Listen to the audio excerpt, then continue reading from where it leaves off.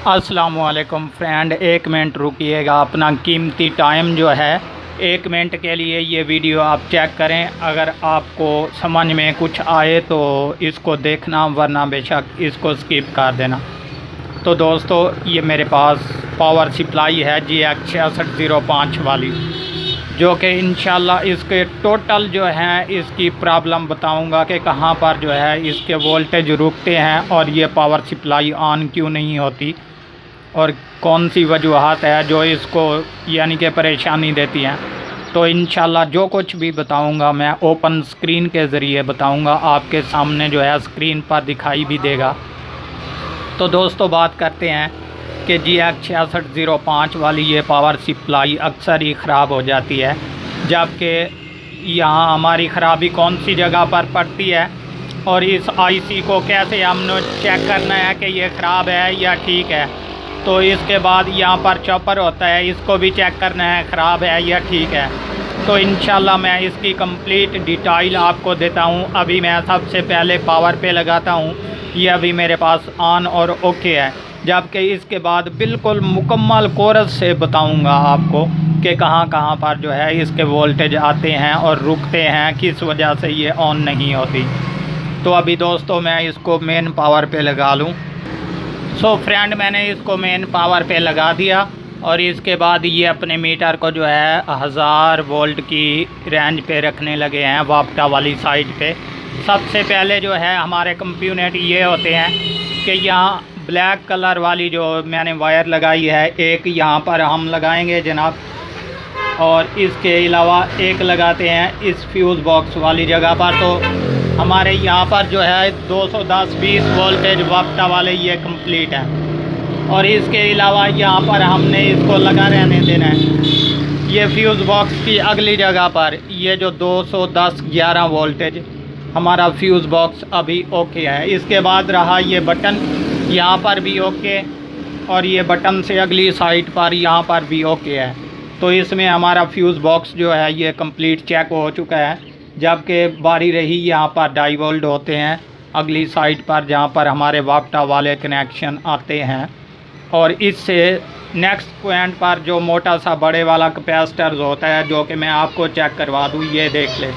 ये main capacitor यहाँ पर तकरीबन 300 या 310 वोल्टेज DC होते हैं, जबकि वो कैसे चेक करने हैं हमने, ये देख लें। ये 1000 वोल्ट की रेंज पे हमने रखना है DC साइड पे। तो अभी इंशाल्लाह यहाँ पर DC वोल्टेज जो हैं वो भी चेक करेंगे। सबसे पहले कैपेसिटर पर अगर हमारे 300 वोल्टेज कंप्लीट हैं तो ये डाइवोल्ट भी ओके हैं, अगर नहीं कंप्लीट तो यहाँ पर डायोड में कोई ना कोई प्रॉब्लम होता है। दोस्तों ये देख लें, यहाँ पर हमारे तकरीबन 290 वोल्टेज ओके और क्लियर हैं। ठीक है दोस्तों, इसके बाद रहा ये हमारा चॉपर वाला हिस्सा, जो कि सबसे पहले पॉइंट पर हमारा रेड जो कैपेसिटर वाली मेन पावर है यहाँ पर आती है। इसके अलावा ये दूसरे वाला पॉइंट जो है, ऊपर गौर से देखते जाएं, ये दूसरे वाला पॉइंट जो है यहाँ पर हमारे मेन IC में से पावर गुजरती है और यहाँ पर आती है। जबकि यहाँ पर हम अपनी वायर लगाएंगे ब्लैक कलर वाली, तो हमारा मीटर ब्लैंकिंग पे चला जाएगा, जबकि मैं आपको ऑलरेडी चेक करवा देता हूँ, ये देख लें। तो इससे हमें क्या मालूम हुआ कि हमारा ये मेन IC जो है ये वर्क कर रहा है। अगर यहाँ पर कोई ब्लैंकिंग नहीं होगी तो समझ लें कि आपका जो ये मेन IC है ये डेड हो चुका है यहाँ पर।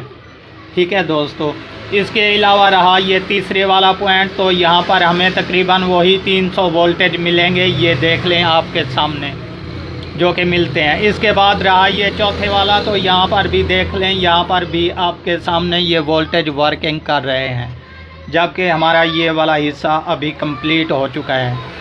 तो इसके अलावा दोस्तों आपको ये बताता चलूँ कि ये हमारा मेन जो चॉपर है ये किस तरीके से चेक किया जाता है और ये डेड है या ओके है, ये भी अभी इंफॉर्मेशन आपको इंशाल्लाह कंप्लीट देता हूँ। तो दोस्तों, अभी जो ये चॉपर वाली साइड है, ये ऊपर वाली जो कि हमारी वापटा वाली, तो इस पर हमने दो पॉइंट चेक करने हैं, जबकि एक यहाँ पर एक यहाँ पर, ये हमारे ओके होंगे, हमारा मीटर वर्किंग करेगा। और इसके अलावा ये दोनों हम जो ये वायरें हैं हटाकर एक यहाँ पर लगाएंगे, एक यहाँ पर, जबकि यहाँ पर भी वर्किंग करेगा तो ये हमारा चॉपर जो है ओके होगा। जबकि मैं आपको चेक करवा देता हूँ, ऊपर भी देखते जाएँ गौर से। तो यहाँ पर देख लें दोस्तों, ये अभी हमारा वर्किंग में है, ये ओके और क्लियर एक साइड, और ये रही दूसरी साइड, जबकि ये कंप्लीट ओके और क्लियर है। इसके बाद रहा ये नीचे वाली डीसी वाली साइड। तो इसको हम कैसे चेक करेंगे दोस्तों कि एक हमने जो है यहाँ पर एक कनेक्शन लगाना है मीटर का, और इसके बाद बार बार जो है ये दूसरे पॉइंटों पर अकेला ही लगाना है। जबकि मैं आपको चेक करवा देता हूँ, ये देख लें यहाँ पर हमारा मीटर वर्किंग करने लगा, ये 0 पर चला गया। अभी दूसरे पॉइंट पर लगाता हूँ, ये तीसरे पर, तो यहाँ पर भी 0 पर चला गया, और चौथे पर लगाता हूँ, ये भी 0 पर चला गया, और इसके बाद ये 5वें पर लगाता हूँ, ये भी 0 पर चला गया। अभी ये हमारा जो मेन चॉपर है ये ओके और क्लियर है। जबकि यहाँ पर वोल्टेज अगर ब्लैंकिंग की सूरत में ना दिखाई दें दूसरे पॉइंट पर, एसी साइड वाले पर, तो समझ लें कि हमारा ये मेन आईसी जो है ये डेड हो चुका है, जबकि जिस वजह से ये पावर सप्लाई ऑन नहीं हो रही। तो दोस्तों अगर यहाँ पर हमारे वोल्टेज ना आ रहे हों डीसी 300 या 310 वोल्टेज, तो इसमें कन्फर्म है कि ये वाली जो रेजिस्टेंस है ये अक्सर ही डेड हो जाती है, जिसकी वजह से जो है ये मसला पड़ जाता है। तो ये भी आप चेक कर लें, अगर यहाँ पर हमारे डीसी वोल्टेज हैं यहाँ पर नहीं, तो ये चेंज कर दें या जंपर लगा दें, ये बिल्कुल ओके और क्लियर हो जाएगी। जबकि दोस्तों इसके अलावा आपको ये बताता चलूँ कि बाज़ औक़ात हमारा ये आईसी जो है शॉर्ट हो जाता है, जिसकी वजह से ये छोटे वाले कैपेसिटर के साथ यहाँ पर एक डाइवोल्ट है, इस पर जो है हमारे वोल्टेज बिल्कुल शॉर्ट बताते हैं। जबकि हम यहाँ पर मीटर लगाएंगे ये शॉर्ट बताएगा, ये नहीं कि हमारा डाइवोल्ट ख़राब है। इसको एक साइड से ओपन कर लें, ये बिल्कुल ठीक होगा। इसके बाद वही शॉर्टेज फिर भी यहाँ पर आपको दिखाई देगी, तो वो मेन आईसी जो है ये शॉर्ट हो जाता है, जिसकी वजह से ये पावर सप्लाई बंद हो जाती है।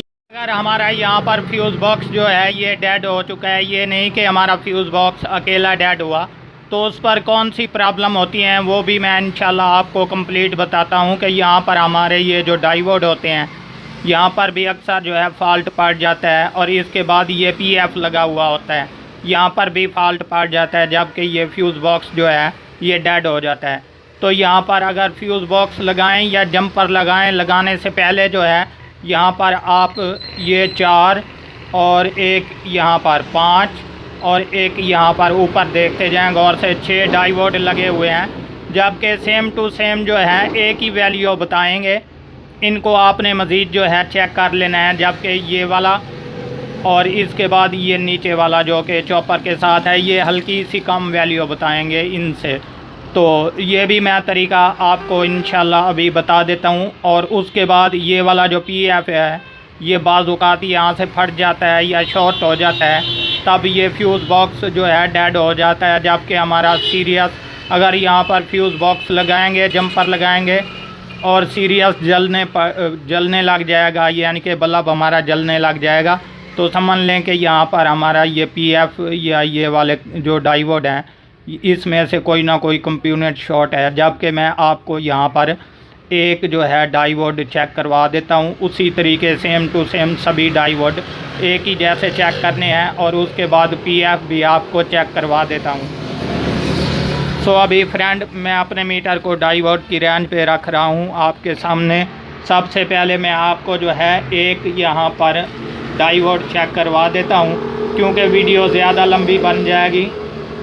तो देख लें दोस्तों, ये मैंने ब्लैक वायर जो है ये ऊपर निशान वाली जगह पर लगाई और रेड वायर जो है ये नीचे वाली जगह पर लगाई।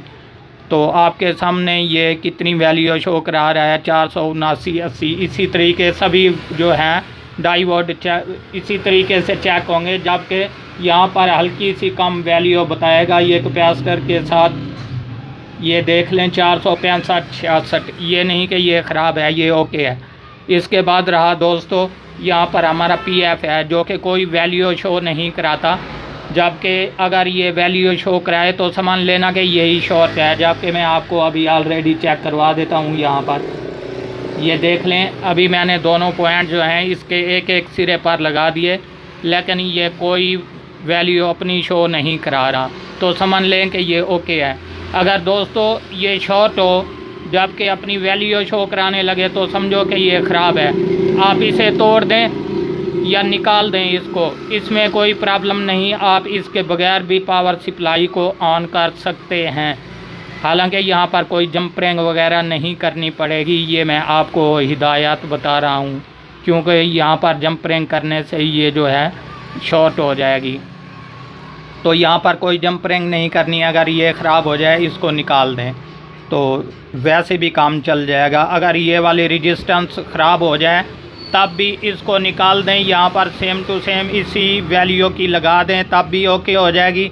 अगर नहीं पड़ी आपके पास तो यहाँ से एक जंपर लगा दें, इससे काम चल जाता है, जबकि ओके होता है, इसमें कोई प्रॉब्लम नहीं होती दोस्तों।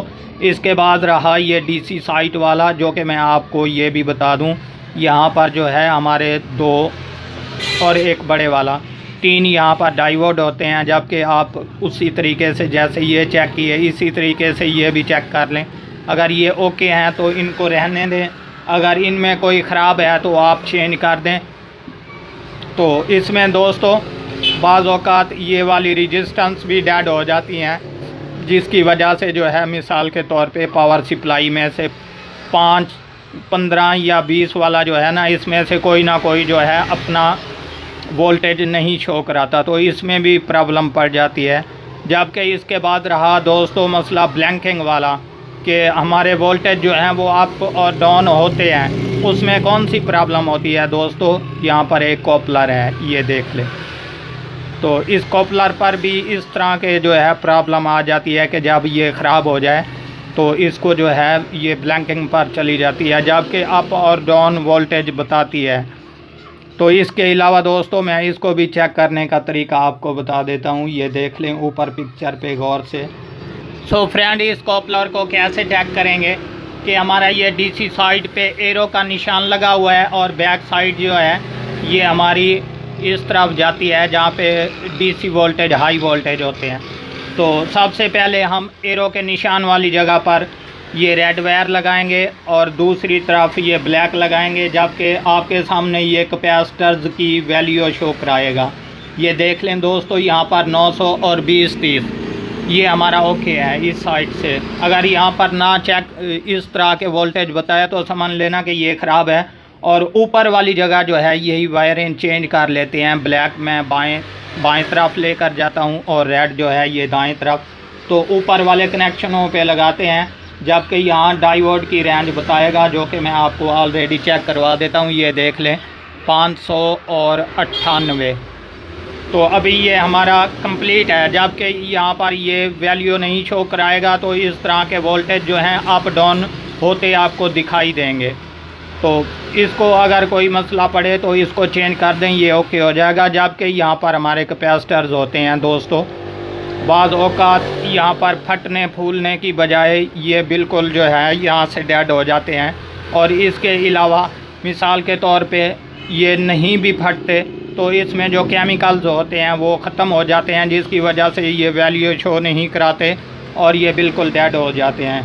तो दोस्तों इनको भी चेक कर लें आप कंप्लीट।